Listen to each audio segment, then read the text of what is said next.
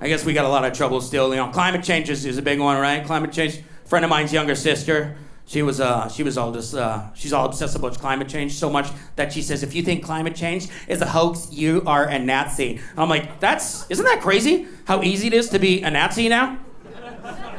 Imagine how offensive that would be to be called a Nazi, you know, like real Nazis, you know, like you know, ones that get standing ovation in the House of Parliament, you know?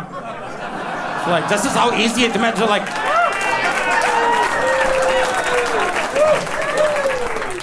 And like, it's just so easy to be a Nazi. All you have to do is disagree with the weather or believe the less than 17 genders, and you could be a Nazi.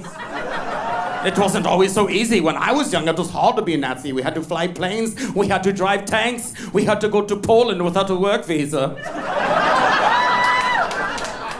We had to go to Russia in the winter. Woo, chilly. We had to drink Fanta. Nobody likes Fanta. We did not have Minecraft. We had to read Mein Kampf.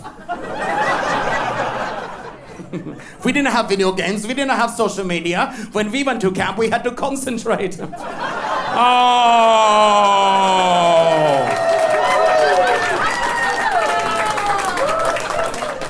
I love how polarizing that is, because some of you groan and some of you clap and cheer. Do you know why these people clapped and cheered? Because they're Nazis. Literally Hitler. It's funny how words are more important than actions. You know, like my mother, she's like old school left wing, you know, liberal. But by today's standard, she's like a right wing extremist just because of her language. She hasn't changed, but the language changed, right? Isn't that ridiculous? You know, she's like, I don't get all this political, you know, wokeness and stuff. I've always been on the right side of history. I march with the blacks. I march with the gays. I march with the trannies. I'm like, well, you can't say that last part unless you're referring to an automobile part, okay? It's like, what do I call them then? He, she's? I'm like, that's even worse.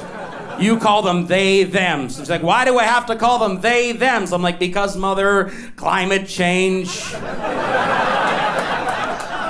She's like, why are you lecturing your mother? I'm like, you're not my mother. A 23-year-old angry person with blue hair told me you are my egg-producing birthing parent, okay?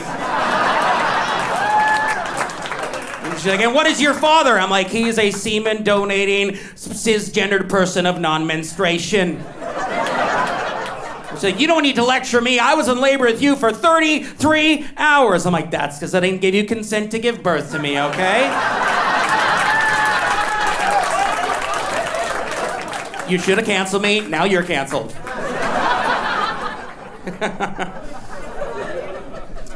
My mom's funny. She's here, by the way, for this special occasion. My parents are here.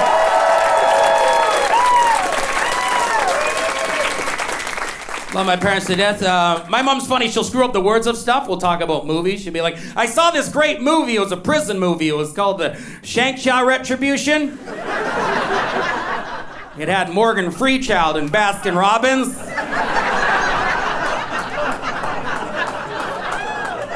They had the best interracial chemistry since Mel Gilbert and Danny Clover in the Deadly Weapon films. That Mel Gilbert was such a hunk. It's just too bad after he made The Passion at Christmas, he got all anti-seismic against the Jews. Probably is hanging out with Kanye West after he lost his mind breaking up with Kim Kardashian.